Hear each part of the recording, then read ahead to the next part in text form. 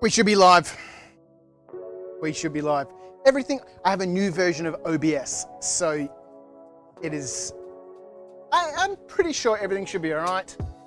YouTube says that I'm live. I have an excellent stream connection. OBS says I'm streaming. Actually, I can see things moving. We're live. Well, first time I've been back at this workbench for a long time.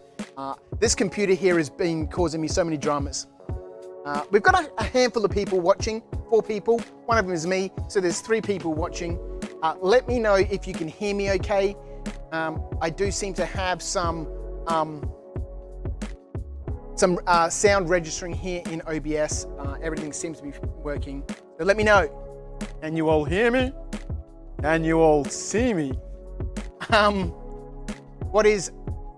G'day, Walkabout Games. I hope you're keeping well. Thanks very much for jumping in. What is the purpose of this midweek session? I'd love to know where you are watching from, either if you're watching this live or you're watching it back later on. Let me know in the chat where you're watching from, because it's the middle of the day on Wednesday, in the middle of the week here, 2 o'clock. I know the slide at the beginning said 3 p.m., but I've shifted that till 2. It just gives me a little bit more time. I'd stream for an hour or so midweek on a Wednesday, and then I can wrap up and we can get everything that I need to get done in the afternoon done. So instead of starting at 3, I'll start at 2, maybe only for an hour or so. And the point being, basically, is to let's whereabouts are we? Where's my mouse? The point being to just get some of this stuff done. This was a kit that someone had returned back to me. It was missing one of the sprues. So obviously I replaced that for them. And now I've got all this stuff here. This would normally get chucked straight in the bin. I just can't be bothered. I don't have the time for it. But every now and then, against my better judgment, I collect stacks of stuff like this. I don't know what it is. So the workshop Wednesday, or the straight off the table, gives me a chance to, go through some of this stuff here. Let's just switch over to, I've got another camera here. Let's, fire this up. See if OBS will play nicely for me. We go to roaming camera 3. Oh, it does. Is it working? Let me know on this view. Yeah, we should still have sound. So this camera, hello. This camera allows me to get up and be a bit mobile. So I've got stacks of stuff here, and at some stage I do want to fire up that Proxon over there and do some actual foam work. More kits underneath here. That looks like a tabula rasa compound building. Yeah, tabula rasa. It's a BB. It's a box blocks kit number 4. And there's loads of stuff in the studio here. Assembled prototypes that haven't been painted, prototypes that were never released and will never be released, things that just need to get painted and sorted out. I had a great game of Mordheim last week on Wednesday with Ara, which is why I didn't stream last Wednesday, with Ara Harwood from Mana Press and Adam Smith. Oh, Jesus, is it Adam Smith? Oh, Adam, I'm sorry if I've forgotten your last name. And we played on a City of Ilaria table with a couple of the 3D printed Ulvheim buildings from Thingiverse, which, that guy does some great jobs. And yeah, I think he's moved now to Patreon like so many other people. And, so many other little jobs that just need to be finished. This is just a fraction of it. Everything else has been moved out into the studio. Oh, there's more on the shelf, some City of Ilaria stuff down there. A lot of it's been moved out into the garage. Anyway, so these roaming cameras, what is this doing here? It's just more MDF that is, actually this stack of stuff, this sort of MDF, I normally cut up on the little scroll saw here into little bases. There we go, number 2. Number 1 will bring us back to face cam. There we go. Well, there we go. That worked quite well. And I must remember that I must plug these cameras in. I'm just using some old phones. This one came from my friend Edward Jones. Ed hung out with me for the full 24 hours during our Painting for Life, our charity stream, 24-hour stream last year. And when I put a call out recently for kits, he was like, yeah, I've got these ones, you know, you can for kits, for phones. He said, yeah, you can have this one. All right, so I thought, I'll just get on. I've got stacks of these city foundations and stuff, some which you just saw on that quick fly around just then, to get done. So I'm going to be working on these. Some of these haven't been cut properly. Let me see if I can give you. So this kit didn't pass QA. You can see here it hasn't cut completely cleanly. You'll still be able to assemble this kit. You know, you can see here it's hasn't cut very, very cleanly, but that part will still pop out with a little bit of force. So I keep those kits just to I don't know, for this sort of purpose. Eventually one day I'll do something with them, and it never happens. Like every single gamer, I've got a massive pile of wonderful opportunities, and so Wednesday is my chance for making use of these wonderful opportunities. So we don't have long, unfortunately. It's we've just jumped on. So what's happening over here in the chat? I can see it right here. I'm hoping that I need to set up we'll jump into the chat in a second. I need to set up a Wi-Fi extender at the back of the warehouse, because if I take this roaming camera down there, this is connected via Wi-Fi to OBS using DroidCam.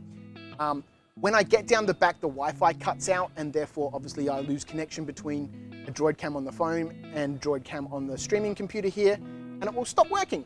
So I want to get a Wi-Fi extender, but down the back. That means I can take the camera with us down there, and we can do all sorts of cool stuff. So if you guys ever have any questions, or you want to see something in action, or that's what today's session is for. I'm here at the studio, unlike design night where I'm at home. I'm here in the studio, and so if you've got any questions or queries, or you want to see how something is done, it doesn't necessarily need to be MDF related. It could be anything to do with terrain. This is my opportunity to sit at the workbench and do something. Like I mentioned before, I want to get the Proxon over there fired up and do a little bit of work on that.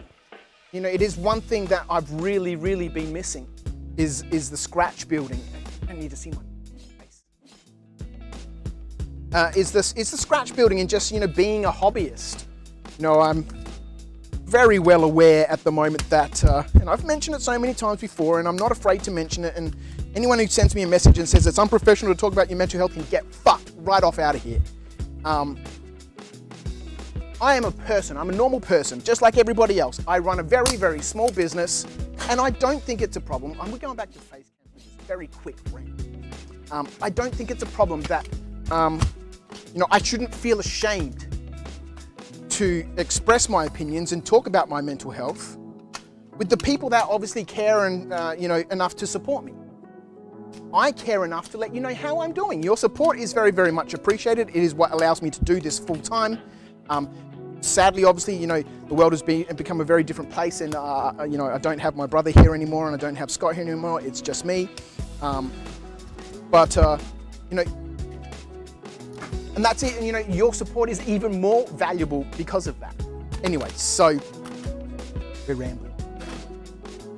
Good chance I'm going to be rambling throughout all this stuff.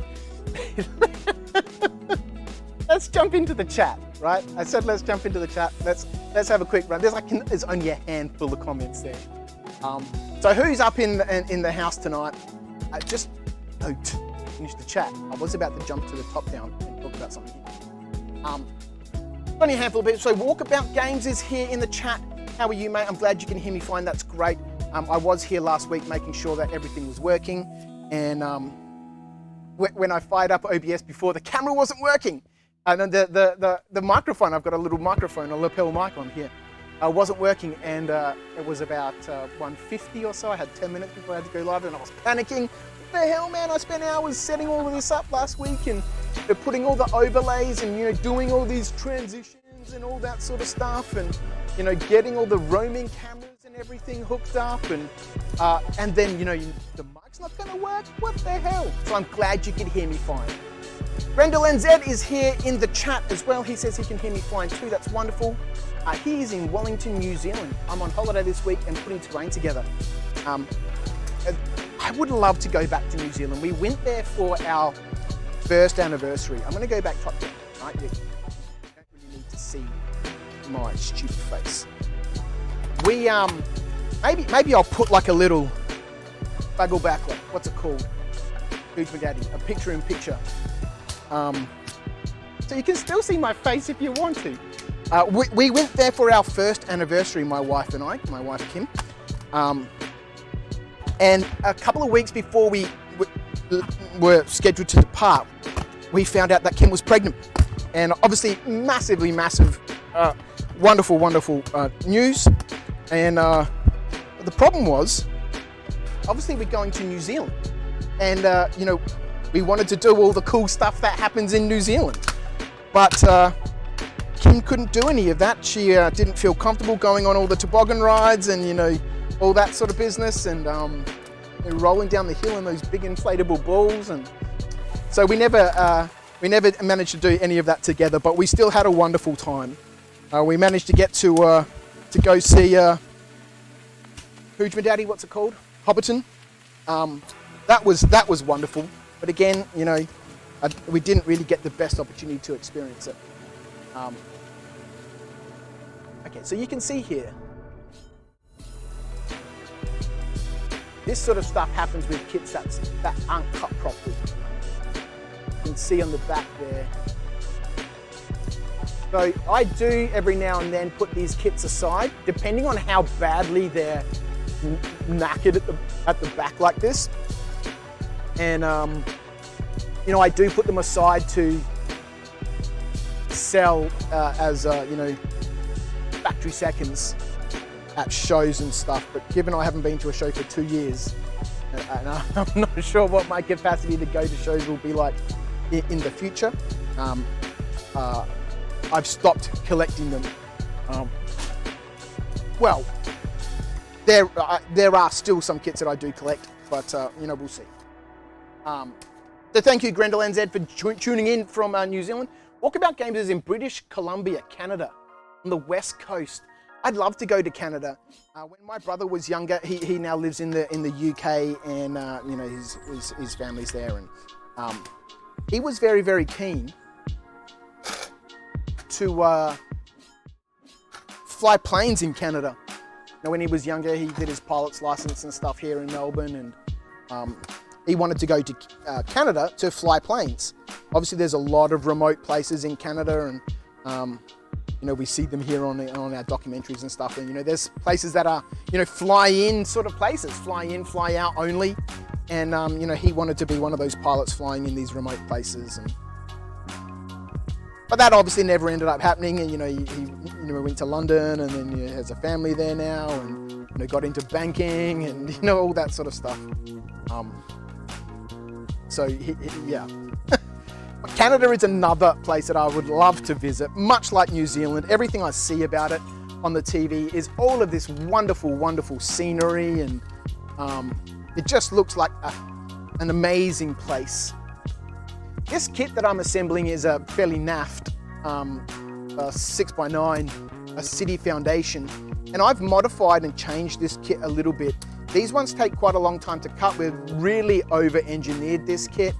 When I was talking to Scott about this when we were designing it, he was like, no, it needs this, and I said, all right, let's do it like that. But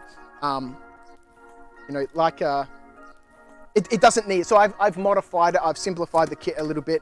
Those need to be released on the website. Currently it's still version 1 on the website, but yeah, it no longer has this base. So, we'll see how this goes together. I don't think it's going to go together very well, but why have we got more of these pieces than we need? Missing lots of bits. We only need 2 of those. Got them. They're the bits that go behind it.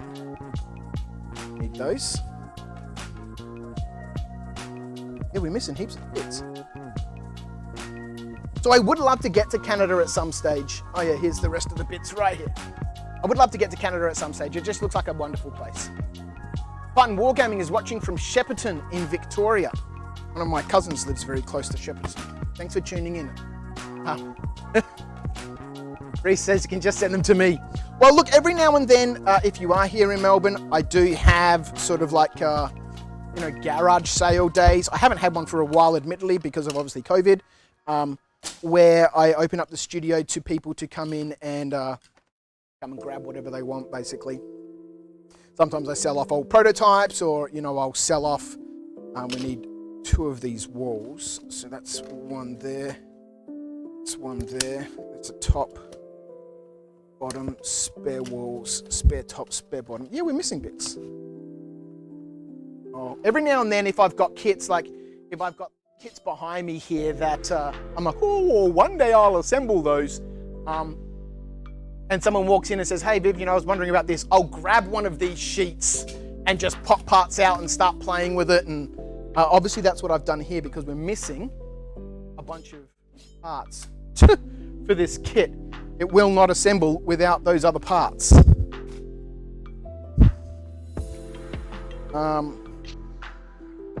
So you're very welcome to pop into the studio. I have, if anyone ever wants to pop in and come and, come and grab some of these bases, I'm very happy for people to come in and come and grab them. As long as you come in and buy something, I don't mind. And you say, hey Viv, can I grab a couple of little terrain bases? Then I don't mind giving you some of those. So you're very welcome to pop in. Button says the sound is working on the roaming camera too. That's amazing. And he says, sell them as factory seconds. These kits that just don't cut properly. I do. There's a stack of them out the back in the packing area, just through that door there. There's a spot there on the shelf where I've got a fairly reasonable stack and a couple of boxes of factory seconds that I do sell at shop, stuff like that. Starpost Praxis from Arizona in the USA. Thank you so much for tuning in. I wonder, it's really interesting because this is a midweek stream at 2 o'clock in the afternoon. And I must figure out the cameras. I'm just using some Logitech C920s here, but the white balance and stuff changes. And because there's 3 different cameras, 3 different Logitechs, they're all sharing the same driver. So if I turn off autofocus on one of them, it affects all the others. And if I change the white balance on this camera, then it'll change the white balance on the top camera. And anyway, professional technical issues aside, thank you very much for tuning in. Like I said, it'd be interesting to see what happens with these Wednesday streams. We'll see where the audience is coming from. Walkabout Games, Mr. Comment, I have combat-related PTSD. We all need to talk about our mental health. Exactly. I got a little bit fired up before. I do apologize. Started ranting and swearing a little bit, but I just, the world is really not in a great place right now, and there's so many people who are doing it way tougher than I am. I want to be able to at least assemble one kit, and trying to find the parts that I need. It's proving challenging. Here we go. Parts off. It's important to be able to talk about your mental health, and it's important to feel like it's okay to talk about your mental health. There's still, and I think there will be for many years to come, a massive social stigma behind mental health, and feeling like we're able to talk about it and it be an okay and acceptable thing. Yes. Okay, we can pinch that part. That's the brickwork. That's going to go in there. That's brickwork there. That's the outside. That's the outside. Here we go. But it's important to be able to feel like you're able to, and be able to talk about your mental health in an open and welcoming and safe environment.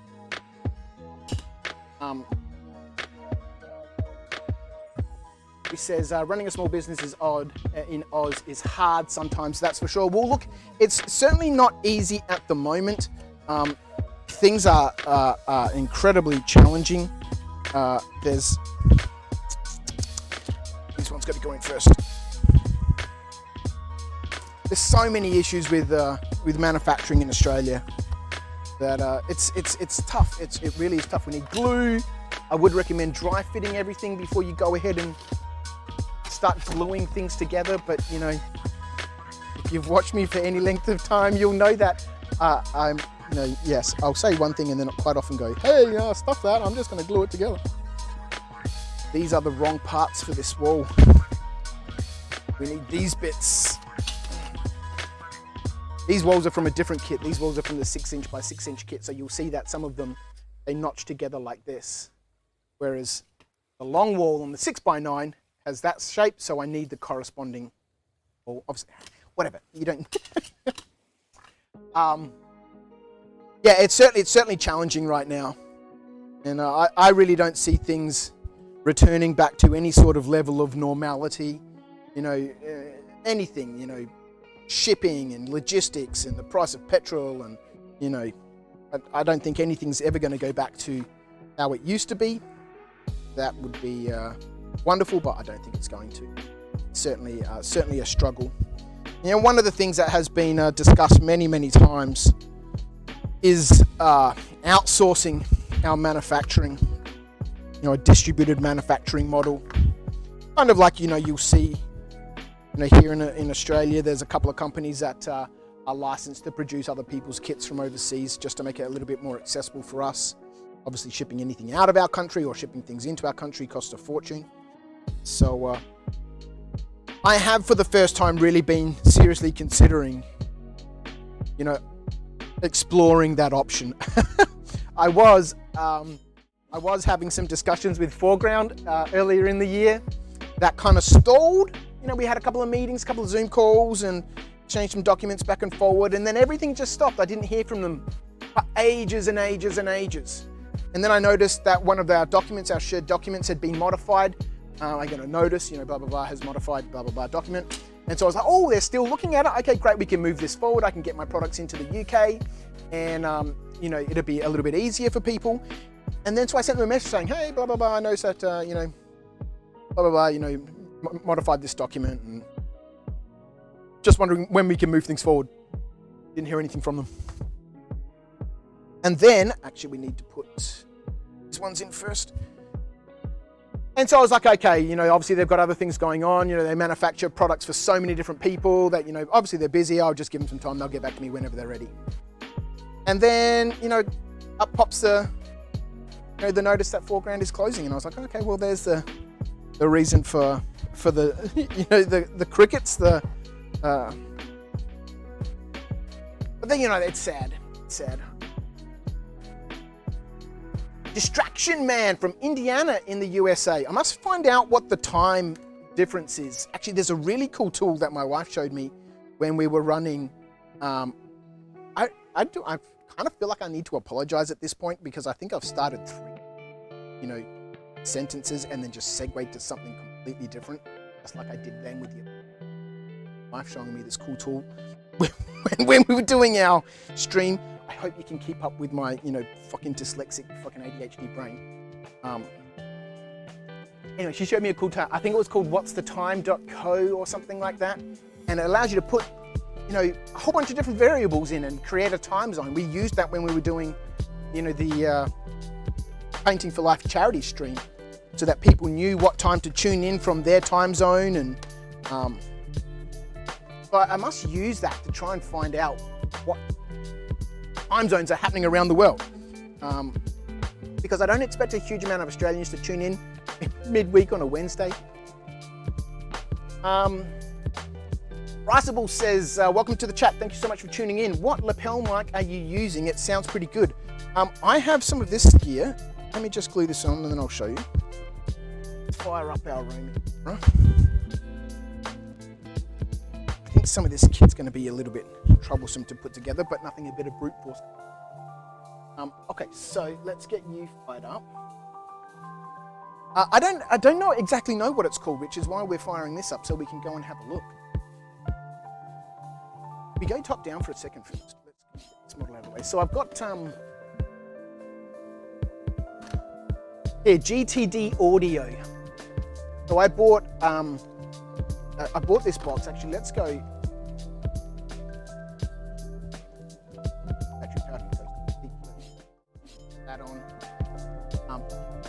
that. So I've got underneath the desk here that 4-channel receiver from DTD Audio. It is the G787, and I plugged into a Generation 3, what's it called? The little solo thing from Focusrite. So right now I'm only using 1 channel from this. If I need to use more channels, then we need to get another piece of equipment in here. But that's what I use. I had wanted to get another one for my setup at home, which I'm glad I didn't, because that was a couple of years ago and I've done jack all from home. Yeah, that's this one here.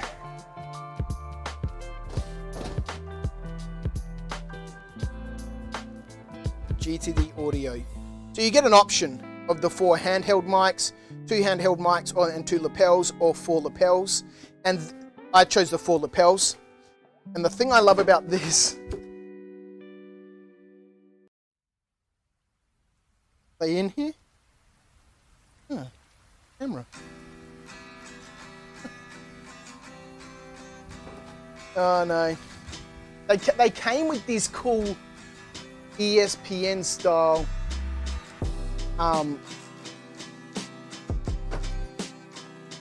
there's some crap. I don't know where they are. They came with these cool ESPN style headphone ear thingies that hello, that you could hook onto your ear, and then it had like a little boom mic here, and so I thought they'd be cool. It just came with those. It came with that, and it comes with the lapel options as well. And I thought they'd be cool for Battle Report commentators. Anyway, so that's what I'm using. That GTD Audio.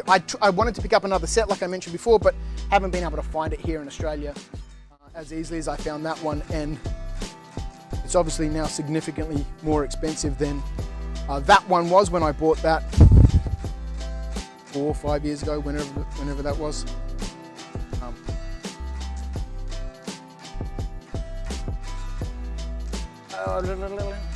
Spartan Game says, I'll never complain about mental health discussions. I have bipolar and anxiety. My wife suffers from terrible, terrible anxiety. And, I've always tried to support her as best as I can.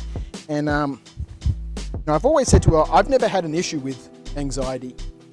And that is, I've come to realize, far, far, far from reality. I think that I suffer from significant anxiety. The whole world right now is a mess. I've been waiting for over a year to see my psychologist, fully booked for months and months and months ahead. And we just, sessions just keep getting cancelled because something will pop up for him or something pops up for me, and I'm like, I can't do that, I can't do this. Anyway, so it's an important discussion, and I'm very much looking forward to doing another a charity stream for it.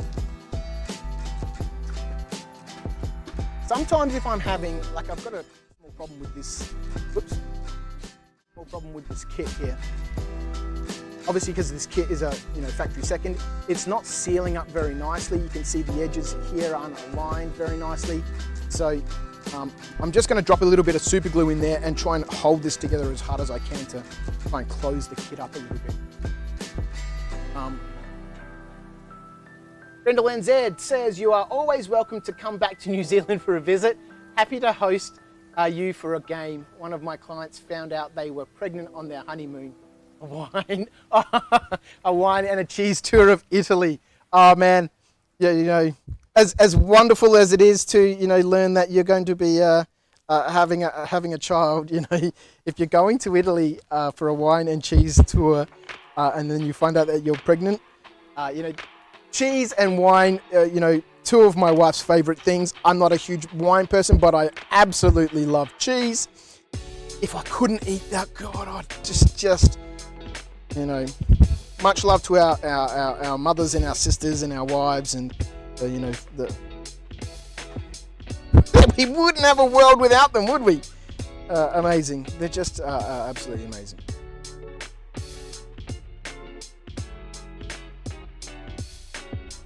Titan Wargaming says, I'll drive down for a sale if I had enough notice. Yes, definitely. It's one thing I'm bad at, is, you know, giving people notice about things that are happening and then actually following through on that notice, you know, and we'll talk about that shortly. There was one question that got asked on the Facebook page about the City of Ilaria buildings. That was a project, much like many others, where, you know, I started it and then I got sidetracked. When we did our recent design night just the other week, instead of continuing on with that set of kits, I was like, no, I was chatting with my friend Ara from Manor Press, and we were talking about playing some Mordheim. So I was like, I'm gonna do some Mordheim buildings, and I'll do them in 24 hours, and I'll cut them at the studio and paint them, and you know, one of those manic moments where, you know, I'm a little bit, you know, loopy.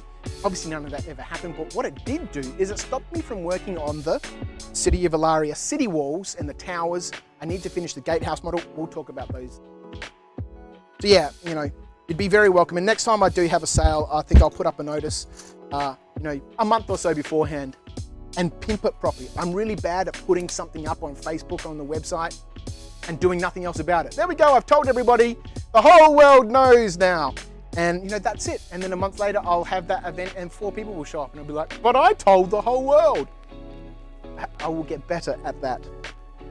I will get better. I need a little bit of sandpaper. Nope. Nope. Yep.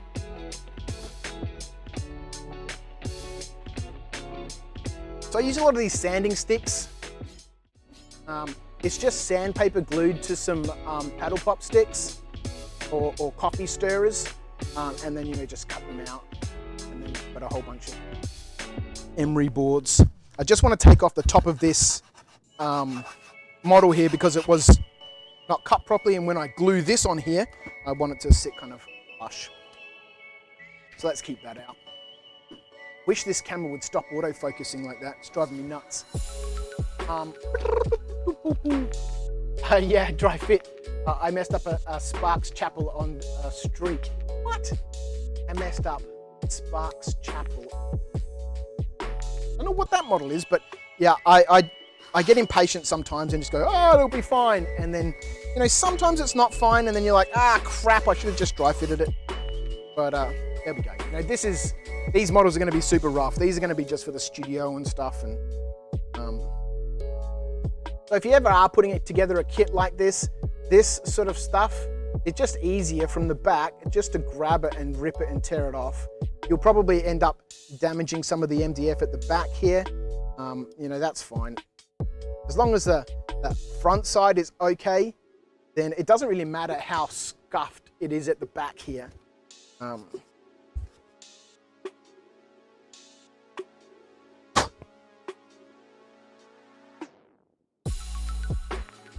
That'll be fine, that'll be fine, that'll be fine. But, Reese P says, I run a 3D printing business in ACT, so yeah, it can be tough. And I need to really figure out what I'm doing in terms of 3D stuff. Obviously, Scott now running his own studio, the work that he's doing is fantastic. You know, Scott's always had a wonderful eye, which is why, you know, so many of our models here at Knights of Dice are just, you know, wonderful. He's doing his 3D thing after I had to let him go. He moved on into the 3D space. Something that I really need to think about. What do I actually want to be doing? Do I want to move into that space with, you know, thousands of other people? Do I move on to something else? I'm really at a crossroads at this point where business is becoming very difficult. The industry has changed significantly, and I'm either going to go the way of the dinosaurs or I transition. And I either transition to 3D printed models and, you know, learn how to create STLs, you know, in Tinkercad or Fusion or whatever. So there's some thinking to do there. Kind of know what I think I might do, but I'm not 100% sure yet. There's some thinking there. Oh, the Ilaria Chapel. Titan Wargaming was talking about the Ilaria Chapel. Yeah, I messed up the Ilaria Chapel. Yeah. I've done that too. That chapel, actually, I need to go back. I need to reassemble one of those models because it's not pointed out in the instructions very clearly. But there is a possibility with that chapel that you can glue something together in the wrong sequence, which makes it very difficult to assemble that model cleanly.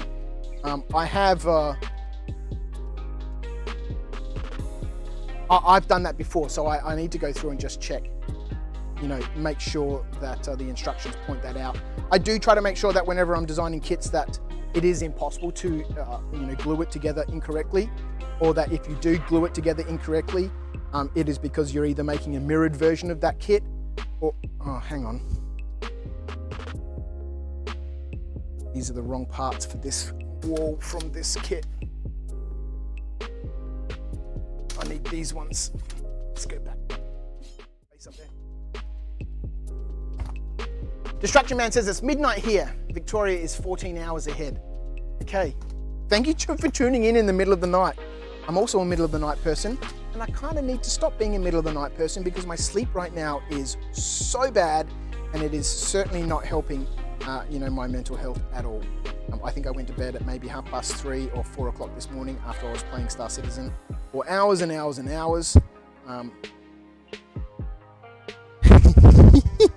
I need to get that under control. Squish all of this in here. So these kits aren't going to be pretty. That's fine. You can see here on the edges where brickwork joins, it's a bit mashed and whatever. It's representative of a city foundation, right? That's all we're trying to do. So thank you for tuning in the middle of the night. That's wonderful. It's obviously I'm not having a two-way conversation with people. Well, I kind of am with you guys in the chat, and when there's a lively chat, it makes things so much easier and so much more enjoyable because you feel like you're talking to someone, and you're doing some hobby work at the same time with somebody else. And that issue's come up at our club actually a couple of times. Can we have a couple of club days where we just get together and have hobby work, or can we have a table at the club where people can come and just do some hobby work? Because it's much more fun doing hobby work with other people. You tend to get a little bit more done, and obviously it's a very social activity. These bulldog clips, these paper clips, I don't know what they're called. I call them bulldog clips. I think that's what they're called. Super useful, and as you can see, got loads of different sizes. Super useful. Post Praxis says, when painting MDF terrain, how do you add interest to big flat areas? Say with concrete walls, with washers, sponges. I think the first thing we need to do, let's go grab something.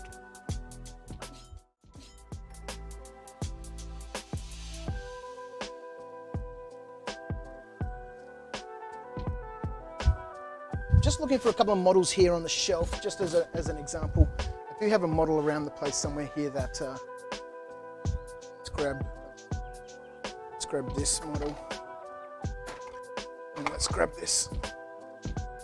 All right. Oh crap, where did we go? Right, how did we get to roaming? Sorry about that. I think you can still hear me. I've got a couple of different models here. I've got one of the little food shop, food stalls, the Meta Burger kit. This kit has loads and loads of detail on it. Right? Don't really need to do anything to this. Just pick out the details. Glue your parts on properly, so fans and vents and stuff align properly. This is a classic Scott thing.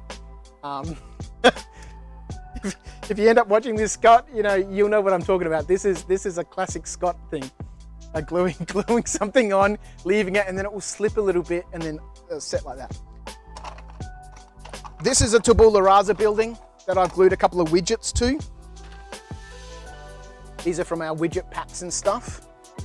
But one of the best ways for breaking up flat panels, especially on cyberpunk stuff, is to use some paper and cardboard. I know it sounds a little bit strange, you're buying an MDF model, but from us, specifically the tabula all the Raza range is specifically intended to do this, is to take some paper and build yourself some detail. Build yourself a bit of paper I found on the floor. Build yourself a little bit of detail. Cut out some panels.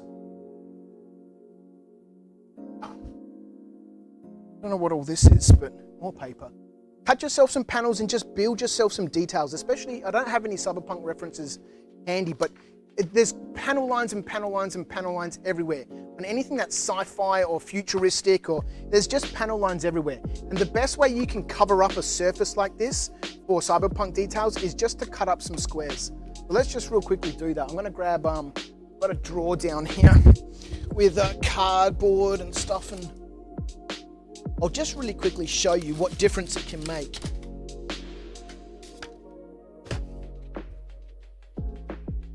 Knife up here, ruler up here.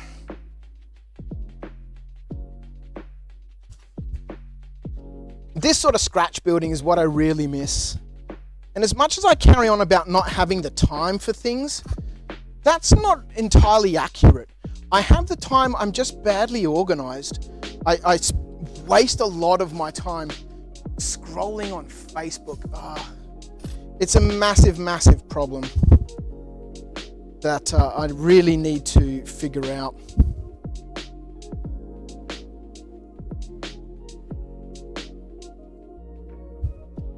So all you need to do, take a couple of different mediums. This is, it's an old Lehman Rust box from Games Workshop. But different cardboards with different, thicknesses and, papers and all that sort of stuff. And, get back to a little bit of old school crafting. If you've got an MDF kit that's got big panels on it like this,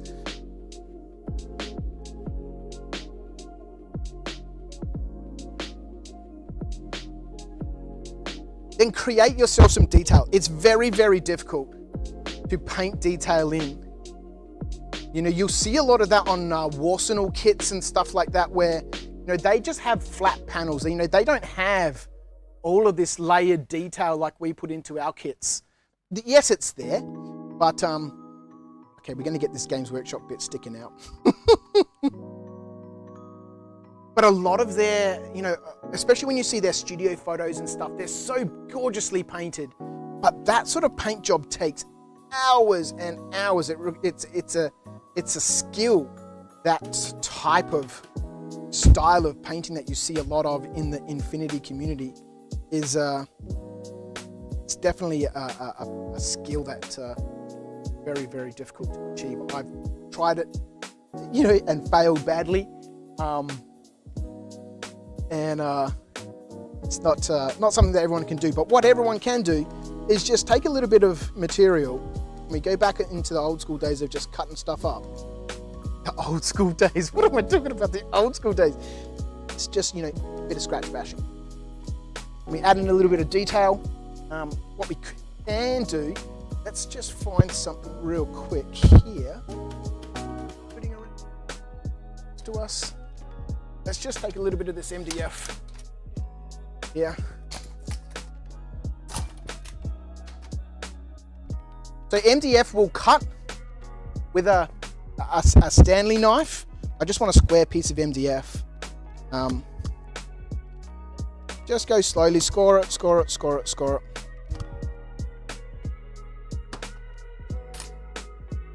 Snap that.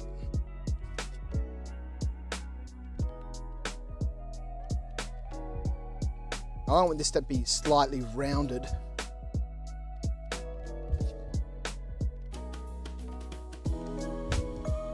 So if you have an MDF kit, obviously you're going to have MDF offcuts.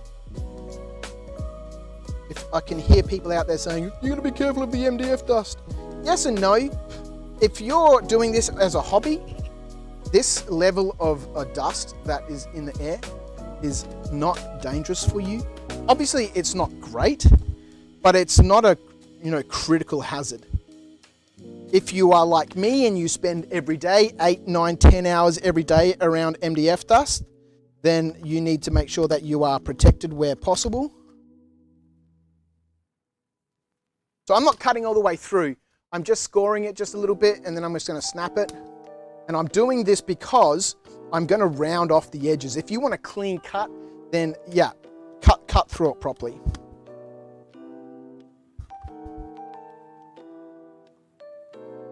But it will cut with a normal, retractable, knife. I got to sort out the autofocus.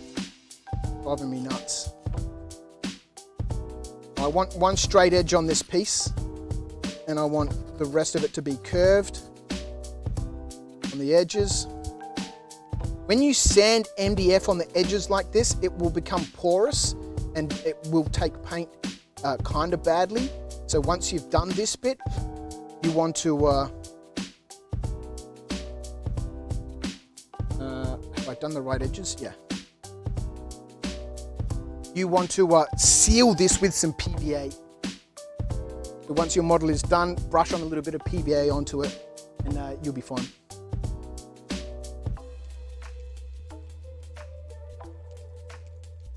Need something else. Let's go. Come with me for a journey. What's the time? It's 2:45.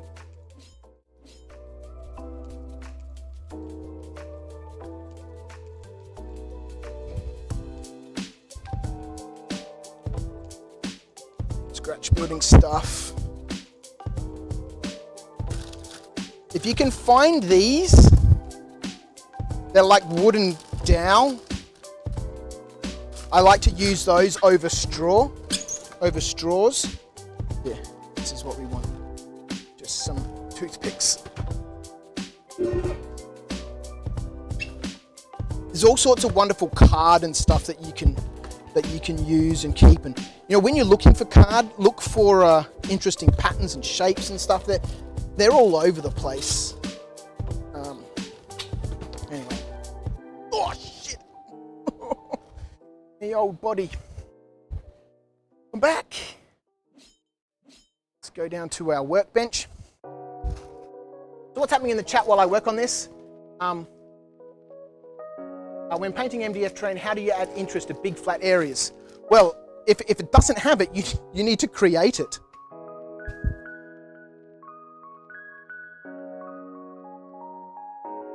Just pop that off my hand. Obviously, if you're not in a rush like I am, even though I'm not in a rush, I'll just pretend there's a rush and we'll always make it to a rush.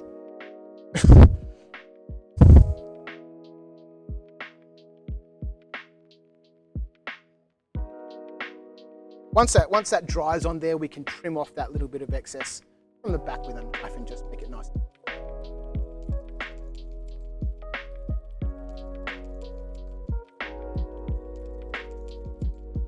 But now, I've got a little bit of interest with me. Let's do it.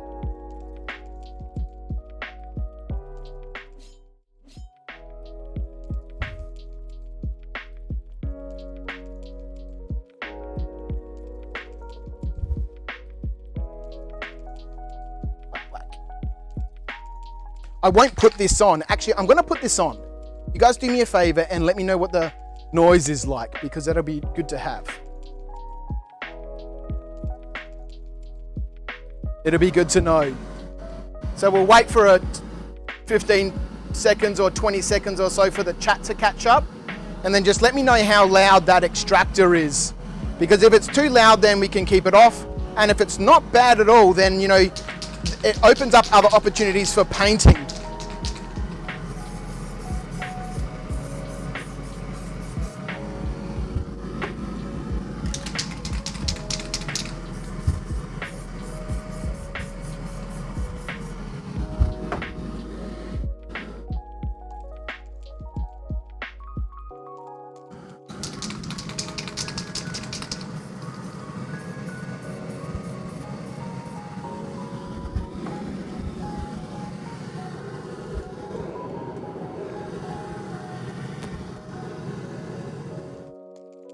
Now, obviously, you want to wait for things to dry properly.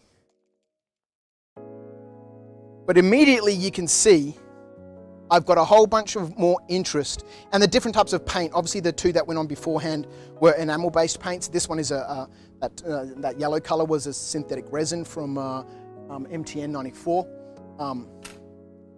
But now I've got a whole bunch of interest on here that's going to take a dry brush nicely. I can panel edge or edge highlight these different panels, and all of a sudden what was before just blank MDF, in the space of 10 minutes or so, I've created a bit of interest. Now, you can see here, actually, let's get rid of roaming. Actually, roaming camera is way better quality than this desk cam. Yeah, maybe I should just switch over. Actually, we don't have a hotkey. Maybe I should just switch over to using, these cameras all the time. You can see that the MDF on the edge here has gone furry, right? That's because I sanded that to make a round corner. Once you've sanded it off like that, apply a layer of PVA to this and let it dry, then sand that back again and apply another layer of PVA to that, and you'll end up with a really smooth, rounded. And this is why we are at the workbench, where I can quickly show you some of these things that I use that don't take a huge amount of time to do, but give you a good result. Scroll back up. Chat's moving. Thank you so much for participating in the chat. It makes it so much better. You can use textured. Thanks so much. The Titan War Games, you can use textured spray paints. If you check out the Cities of Ilaria videos on the KOD channel, Viv used some. Yeah, for sure. Let's go grab another model. What is around the place somewhere?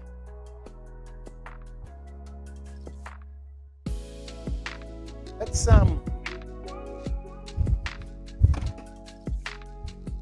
actually, yeah, let's grab that. Let's grab this, and let's grab. Let's grab this. Oh yeah.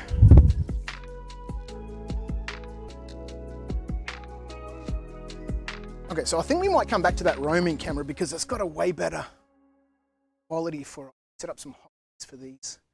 So far, there's 3 roaming cameras. Only using. Okay, so this is one of the City of Ilaria buildings, right? Obviously, it's a. Yep. Normally, for anything that I want to try and get, away from that MDF look, even on buildings like this, I'll take a little piece of sandpaper and just wipe it over the model. I'm not sanding anything, I'm just wiping it over the model. And what that's going to do is it's going to take off the sharpness of that laser cut. It's going to, you will see this once we get paint on it. That's the first thing. Just take off that rough edge. Even if your building is supposed to be square, take it off. Just go over it with a piece of sandpaper just to knock off those edges. Nothing screams MDF more than super sharp edges. Go have a look at any brickwork anywhere, and that corner bit there is not going to be sharp. Like this is sharp.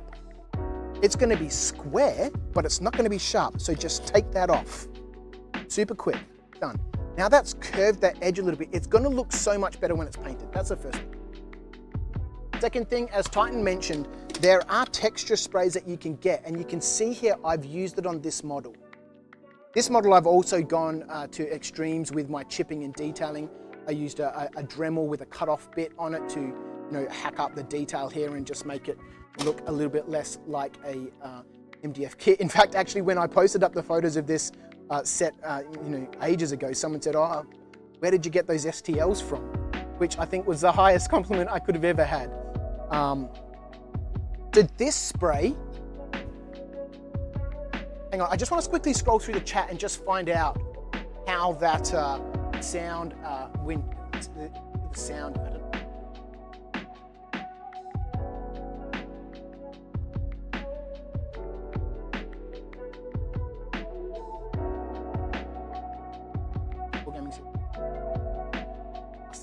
Okay, well, if that sounds okay, then that's a good thing. So, because that means we can do more things inside the spray booth here, which is kind of loud.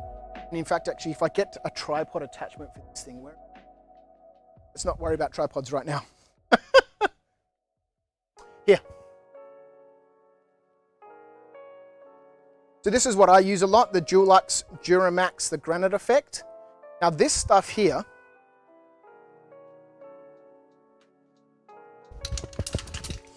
I don't normally apply this like a spray paint. If you were going to do spray paint, you'd coat something, right? This stuff stinks too, by the way. That's a fairly generous coat of this textured material, which you could use for a stucco building or something like that. I normally use it in a much more sparing fashion. I don't know if you can see, but the MDF this spray has an oil in it. Oh, what's happened with our light here? Or is the battery flat? Or am I just tripping out because the screen's dimmed itself and I haven't noticed? This spray has an oil in it which will help seal the MDF. I've noticed that once I spray this on there, the model is much easier to paint. So I'll just dust, that spray on there, and obviously we want to let things dry, but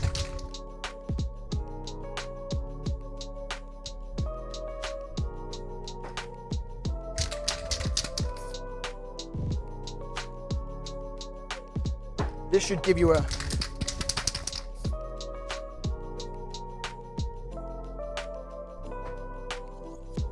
nice representation of texture. Now this looks chunky because I didn't let that granite effect dry. And so it looks much chunkier than it would. If I let that granite effect dry, it would flatten and smooth out a little bit. Just like this model has. And there's just enough detail on there to give us a little bit of interest and a little bit of detail. So if we let that dry before we go ahead and put that color on, I just put that on there so we could see the shadows and you see the effect. Then it's a very quick and convenient way to add texture to flat panels of brickwork.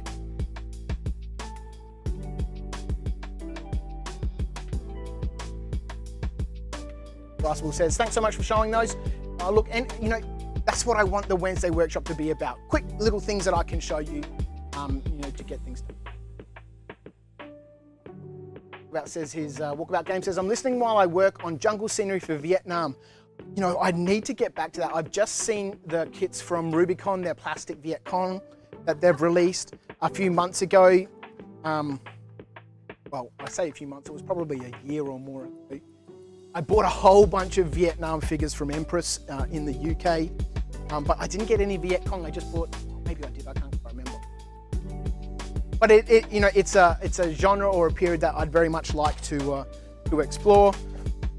Some wonderful opportunities for jungle modeling and all that sort of stuff. Look at this, my workbench here is starting to look like a workbench again. And jungle terrain can be great fun. I really enjoyed doing my Australians. I had some 28mm World War II Australians, Pacific Australians, from Eureka Miniatures here in Melbourne. Great fun to paint, but doing the bases with all the jungle terrain was so much fun. There's just something about a jungle board that just screams fun. So the reworked version of this kit doesn't have a base like this. It doesn't need it. All we're doing is taking a big massive box and enclosing it, which makes it difficult to store. I now can't put anything inside this box if I wanted to store shrubs or bushes or pot plants or whatever. So the reworked version of this kit, which I haven't released, doesn't have a base and it's got one less layer of product reviews and all that sort of stuff. Nate's Miniatures is in the chat. How are you, mate? Says, hey, Nuts of Dice. How are you doing, mate? Look, I'm okay. I'm not fantastic. I know I will be better. But right now, everything seems to be a massive challenge So, let's come back to it. I'm not fantastic. Not afraid to say that I'm not fantastic. I know that things will be better. I understand my triggers and what I need to be aware of. So I'm good. It's great fun. It's nice to be up live. That's Irish has just walked past. If you're here in Australia and you need anything for all your vaping needs, hit up Preach Vapor and Irish will sort you out. He's got a store here in the studio up here in Heidelberg. Hi, Irish. And where's your other? Is in Footscray or? It's in Footscray. What's your web address, Irish? Preachvaporette.com. Preachvapor.com. So if you're here and you need some vape stuff, hit up Irish. So I'm good, mate. I'm good. I'm trying to work through my challenges. And my one-a-day project was, part of that, which has just fallen off the last, I don't think I've done an article for 5 or 6 days. The Easter break, I didn't do anything. Came back to an inbox with hundreds of emails in it. I just needed some time away.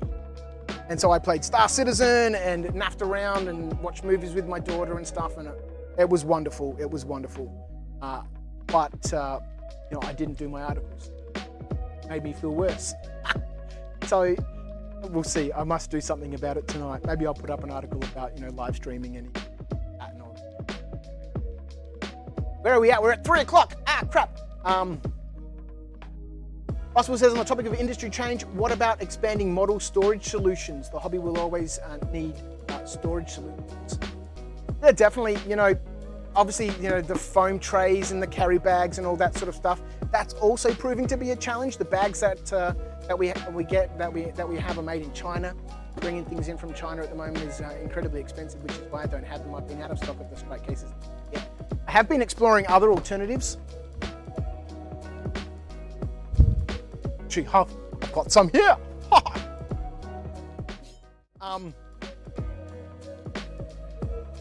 These little boxes, right? Little tackle boxes. These are Australian made here in Victoria. The foam I use is made here in Victoria. The glue I use to glue my foam trays together is imported, but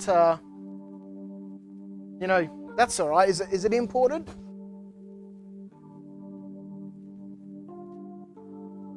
I don't know.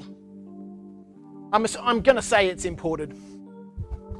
But this is one of the things that I've been messing around with. Small little. I've got some bigger boxes as well because these are much more easier for me to purchase and source. I'm not having to wait for things to come from China. I'm not having to get an email every other week from China saying costs have gone up. Price of buckles is now $1.80 instead of $1.30, and the price of zips have gone up to $2.27 instead of $1.92, or whatever. It also means I get locally made products. So there are those options. I'm really keen to explore, board game inserts. Over the years, people have asked me about board game inserts and organizers for, putting inside. Imagine this was a box. I think you get the idea. Making different organizers. Actually, there's one on the shelf over there. So yeah, there's definitely some other things that I'd like to do rather than transitioning to STLs. I'm very, very keen to start doing more things on YouTube. With some friends, getting some battle reports happening, getting some, tactical analysis of different sorts of games. Creating my own little, group, and doing some stuff on YouTube. I don't know. I really don't know. Everything is up in the air right now, and it's really difficult to strategize or plan. And just shutting everything down and going to dig holes for the council very much on the table. I'm not sure. I'm really not sure. Where are we? We're almost up to the end of the chat. I have to go to sleep. Thanks for the chat. I've enjoyed your content for years since Rubbish In, Rubbish Out. Thanks, Distraction Man. I don't know when that comment came in, so he might have already gone. Thank you so much for tuning in. Rifle says, I love the food vendor kits. I bought the whole set when I came. Haven't put them together yet, though. They are a wonderful kit. And I have never put one of these together, and I have never painted one. So there's loads of things in the catalogue that I've never assembled or never painted. And I'm very much looking forward to working my way through painting up different kits and packing some colour on. Walkabout Game says, I love the widget kits. I have bought a few of them and added them to my buildings. Yeah, I love the widget kits. Anyone who does laser cut MDF stuff has all their own little widgets, and picking them up to add onto your buildings is it just helps add a little bit of visual interest. Obviously these ones are just being glued on here in no specific order. They kind of look a bit shit, but yeah, adding on widgets and stuff to your kits just helps transform them. Nate Miniature says, have you still got products from your old store Battle Bunker? Probably. Up in the front loft. Probably some old stuff there. I have slowly over the years, I closed the bunker over a decade ago, but I have slowly over that time, sold everything off on the buy, swap, sell groups on Facebook. And I have a handful of things left. Star Post Praxis says, thanks man, good ideas. I know what you mean about the old ways. 3D printers have spoiled me, yeah. Good old fashioned scratch building is just plain fun. Yeah. I've got well, let's go have a look. We'll go have a look while we're wrapping up. Let's get our roaming camera on. I have a print room here at the studio, which I never use because I have very little patience, as you'd be aware of. You've followed me. I'm waiting for 24 hours for something to print, only for there to be problems. It just drives me nuts.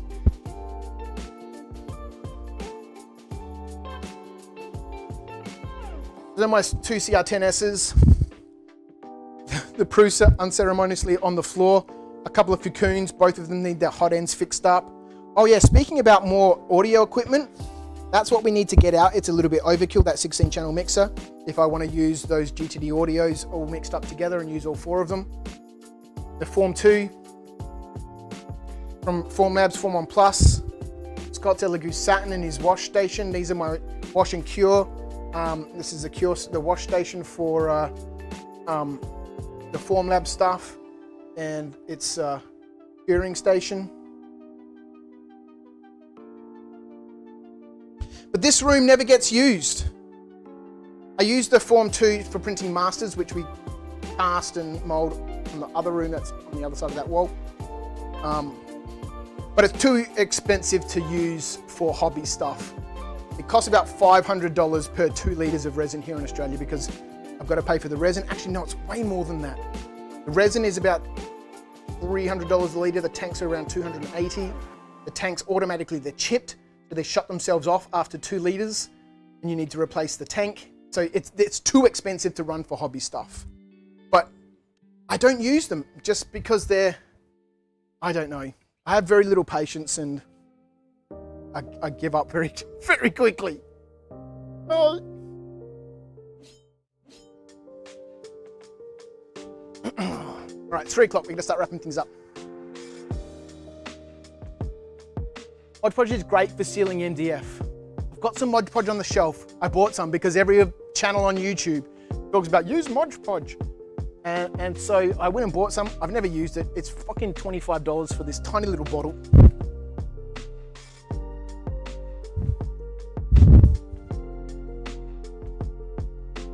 All these things that people use overseas. This little bottle of Mod Podge, 473 milliliters. It costs 25 bucks or something from Spotlight. Fucking just too expensive, man. Mix up a little bit of PVA and put a tiny, tiny, tiny amount of concrete dust in it.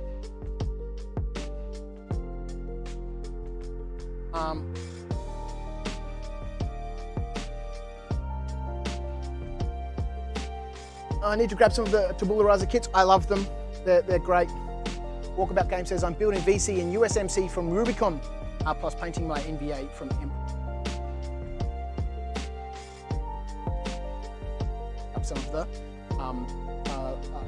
Anzac Pussy. Yeah, I'm thinking, I'd be mad not just down the road. And every time I go and see Nick, I end up walking out with something for free and a whole bunch of other stuff that I bought that I didn't know I needed until Nick brought out his little candy drawers of miniatures and goes, I think you'll be interested in some of these, Viv. No, what about these, Viv? You'll like these. Bad place for me to.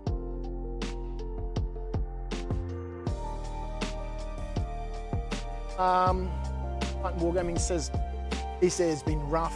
Had 4 extra kids move in. Ow. I grew up in a house. I have 9 brothers and sisters. And then, well, there's 7 of us, 2 foster kids who stayed with us for 13 or 14 years. And then a whole bunch of daycare kids. On any given weekend, there'd be 13 or 14 kids in our house. It was chaos. You know, watching back some of the old family videos and stuff, kids running around everywhere. You know, one of the videos, my mum sitting down on the couch with her sisters, 2 of my aunties, they're having a chat, having a cup of tea. There's kids in the background. And then I come running through behind the couch with a stick in my hand, chasing someone. And my mum yells out, take that stick outside. And that was it. And then we run around playing. Oh, it was madness, crazy. Nate's Miniature says, mate, the progress you got with 1 project a day was amazing. Don't beat yourself up with that. I would love to get the motivation to. Look, I'm not too concerned about the 1 a day, the articles that I've missed. Writing an article a day when you're not prepared for it is kind of, a challenge. And, more often than not, I'd start those at 10 o'clock at night and go, fuck, I need to write an article and I've got to get it done. And, I'll write something up. Some of them have been pretty ordinary. Some of them have been great. But yes, whilst it is gnawing a little bit at me, I'm not too terribly concerned. I'll be concerned if I don't pick it back up and just finish off the last couple of days. Like I got to day 17. We're probably up to day 24 now, or day 25. If I can finish off the last couple of days and get to day 30, I'll be happy. Then, the next one I wanted to do was, 30 days of just very quick vlogs. I don't know. I've got so much respect now for people who put out a weekly video. I follow a bunch of channels on YouTube, a lot of sailing channels. I've started picking up more of the episodic hobby channels. I love all the big channels and their wonderful projects and all the stuff that Guy from Midwinter Minis does and Emil from, Squigma and whatever the guy's name from Black Magic Craft. I love all their beautifully polished project videos. But what I really love more is connecting. This probably goes back to my old school days of YouTube, 14 years ago, when it was just hobbyists on there. Put the camera on, the editing was basically clip the front, clip the back, and upload it. I'm really enjoying those episodic type channels. I would love to do a weekly video. Maybe I just don't have my pipeline down properly, but it's just crazy. I have so much respect for people. Like one of the channels I love watching is Parlay Revival. If you're into reality TV shows, you might have seen Colin on Below Deck Sailing. He's a New Zealand guy. I've followed his channel for ages and I religiously watch all of his videos. They go up midnight on Sundays. I will stay up on Sunday and watch that video at 12:05. Having said that, I've missed this week's video just because I'm all over the shop. But I love that type of stuff. And I'm really enjoying some new channels that I've found on YouTube who I couldn't tell you the names of. So sorry. Maybe we'll have I don't know how we got there from 4 kids and a tough Easter. I'm sorry, mate. I hope things get better for you. I would love to have more kids around. We've only got 1. We're only going to have 1. I'm getting old now.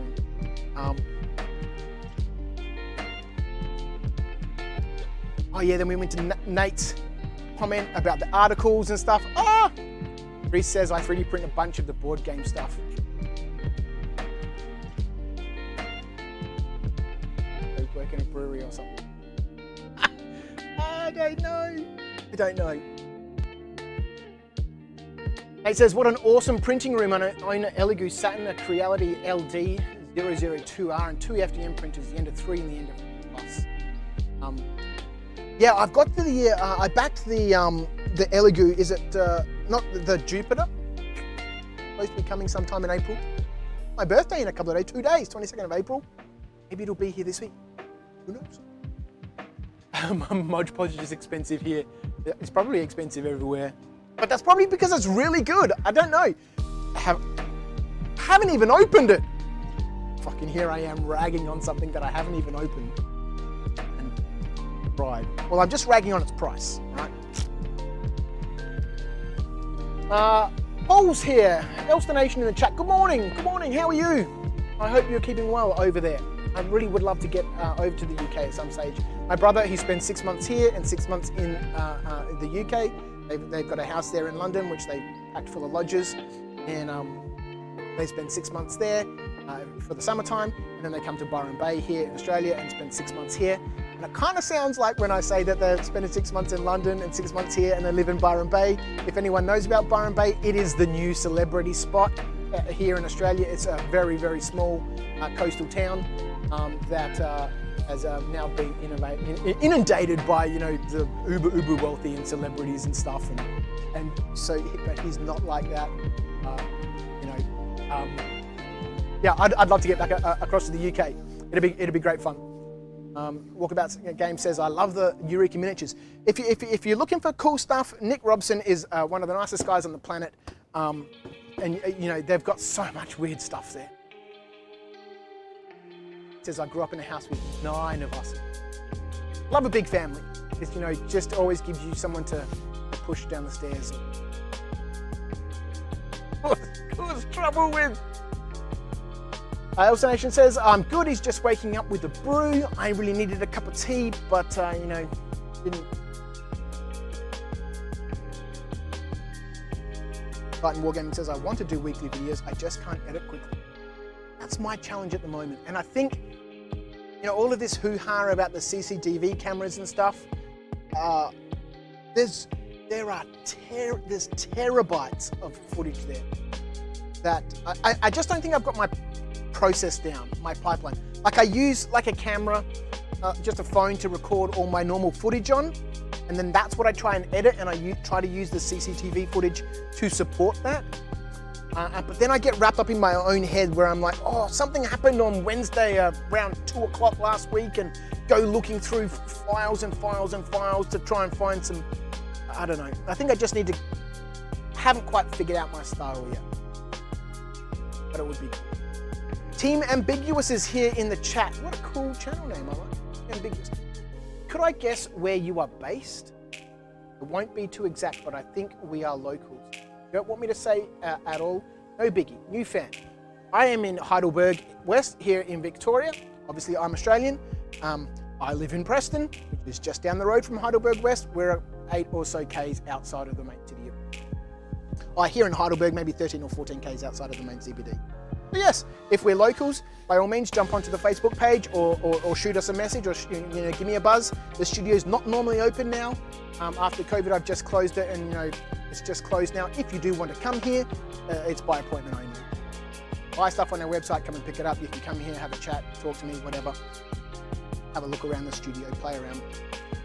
I am in the process at the moment of setting up kind of like a very exclusive club, where if you want to come down and use my spray booths and the laser cutters and spin up some metal and cast your own miniatures and all that sort of stuff, there may be an opportunity for you to do that. I'll have more details about that at some stage in the future. It's a project that's been well delayed.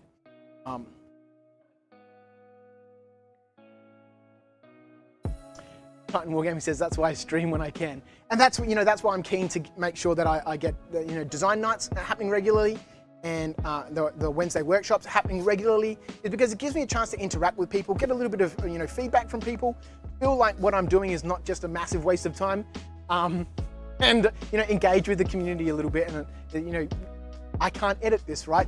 We're just streaming right now. Whatever happens, happens. You know. Nate's Miniature says, oh damn, the Elugu Jupiter, that is a big boy printer. Some resin cosplay stuff coming. Well, you know, I don't know. It was one of those things that, you know, I backed on Kickstarter and totally forgot to cancel. When it comes, no doubt it's going to be cool, because there are so much stuff out there now for 3D printing. I don't know why I'm doing this. This is anxiety, right?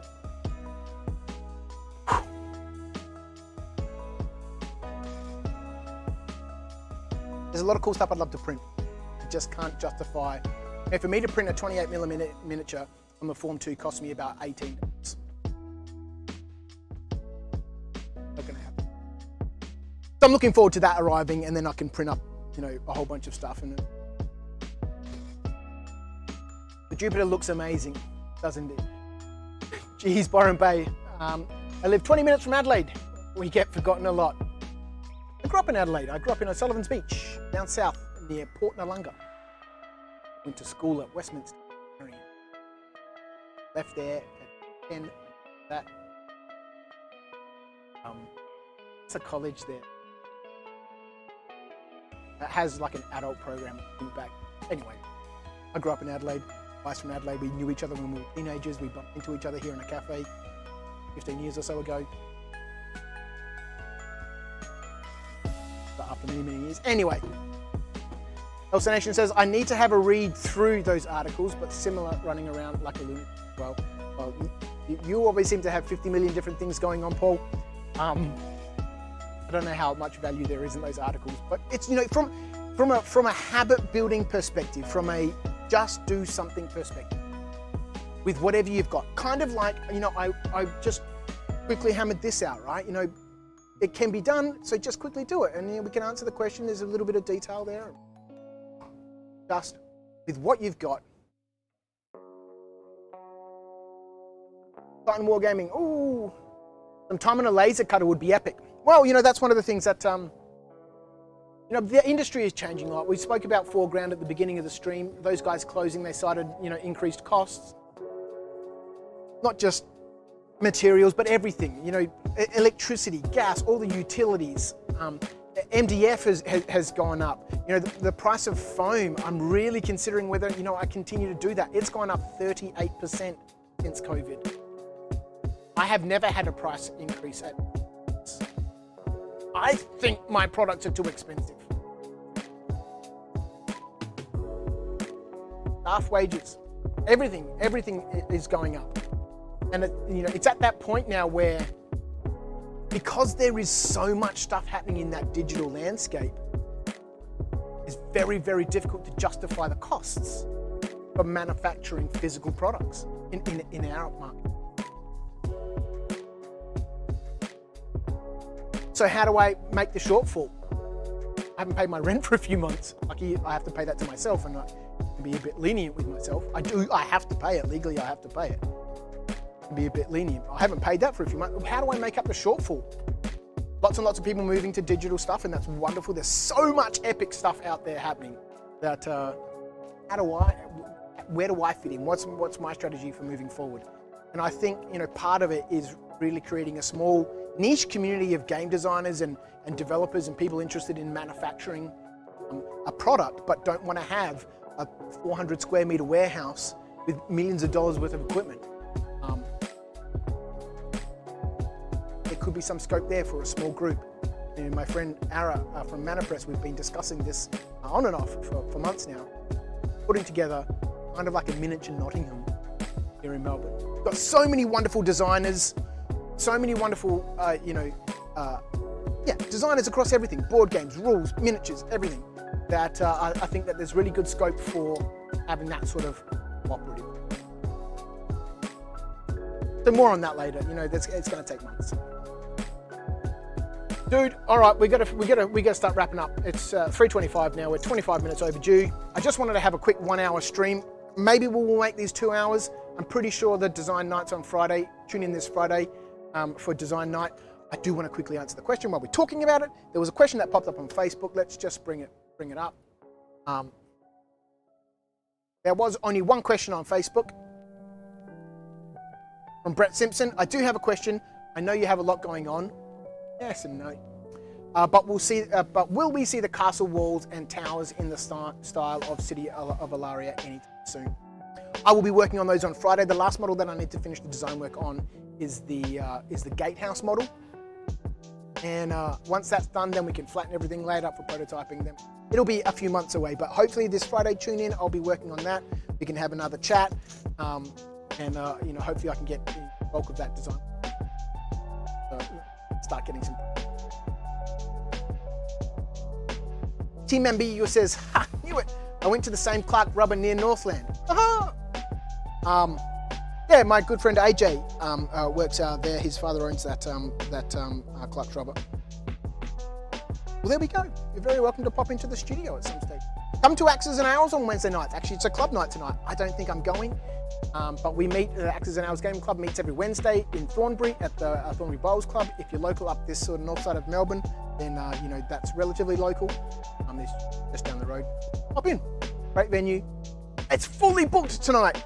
17 6x4s all booked. It's the first time I've seen every 6x4 at the club booked. Plus we've got all the 3x4s for Blood Bowl and Kill Team and all that sort of stuff. 2 of those tables are booked. There's 6 spare. We might need to bring some more. Elster Nation says, dude, if you make it over, let's get some points at Warhammer World. When we were there years ago, I don't want to tell too many stories, and we're supposed to be wrapping up. When we were there years and years and years ago, when my wife was pregnant, we went to New Zealand, then we went to the UK, and we hired a motorhome 2 weeks. This was towards the end of her pregnancy. And we hired a motorhome and drove around, and we went to Nottingham, obviously, off to Warhammer World, and we parked out, down on the street. And I said to my wife as we were going in, she's like, I'm not coming. I was like, come on. There's a restaurant there. We can go have a beer. We can have some food. And after a little while, she's like, I'm sore. I'm tired. I don't want my beard to seem nonsense. And I said to her, you watch me get recognized. This was back in the heydays of Rubbish In, Rubbish Out. And watch me get recognized. Fucking, you're such an idiot. No one's gonna know who you are. You walked in the door, and within 30 seconds, someone came walking up to me and says, are you Riro? My name's Viv. And I was like, yeah. And my wife was just stood there shaking her head. He ran off and got some friends. They came back. We had a photograph. He wanted an autograph. So I signed that for him and he walked off. Then I got all big-headed, right? And so I went up to another table. There was about 10 people playing a huge game on one of the tables there. And I just kept on milling around, walking around. And then I left, took a few photos and left. And then my wife was like, you were just waiting for someone else to recognize it, weren't you? And I was like, yeah. So yes, definitely, if I do come across to the UK, I would love to. My mum is there. She was supposed to come back to Australia before COVID, but very unwell now and probably very unlikely that I probably need to go over there at some stage. But yeah, I'd love to catch up at Warhammer World and have a couple of points. I know Noarlunga area. It was a beautiful place. I loved it there. Have a good one, fella. It says, Nate, time to head off and have an early dinner tonight. One day I would love to visit Mr. Viv and cast some metal miniatures. You'd be very welcome to sling some metal. That'd be amazing. Elster Nation says, working out how to edit is mental. Most of my videos start at about 5 hours, then get confused. Yeah. It's crazy. Titan Wargaming says, when can we pre-order the Wolves? I've never done pre-orders, mostly because I don't like the stress of saying, I'm going to make this available, pre-order it now, and then, something happens and I can't get that done for another 2 weeks, 4 months, 6 years, and then I'm kind of screwed. So I don't do pre-orders. And Nelson says, why not do things if you can? That's my kind of, exactly. There we go. So thank you so much for tuning in. We got one of these little 6x9 foundations put together. It was a fairly crappy model. It was badly cut, which is why it was sitting here. You can see badly cut. But once it's got some paint on it and it's on the table, you're never going to know any difference. There are some bits on it missing. Anyway, we got one of these assembled during the stream, which is amazing, which is exactly what the Workshop Wednesday is for. I can get through some of my backlog. I can have a chat with you guys. Thank you so much for tuning in. I very much do hope that you are all keeping well. Thank you so much for all your support. Don't forget, the best way you can support me is liking and sharing my videos, commenting on the videos. If I'm going to get into the algorithm, then I need your support. Or buy stuff off the website. If you don't want to buy stuff off the website, click the like button, leave a comment. It's free, it's cheap, it's easy. Seconds. And it makes a massive difference. Apparent. It says it. So it must make a difference. Like, comment, share. Fuck off. I'm out of here. Thanks so much for tuning in. I'll see you on Friday night for design night. Tune in, 9 o'clock, 9 p.m. Eastern Standard Time, middle of the night for me. Best time to start working. Catch you soon.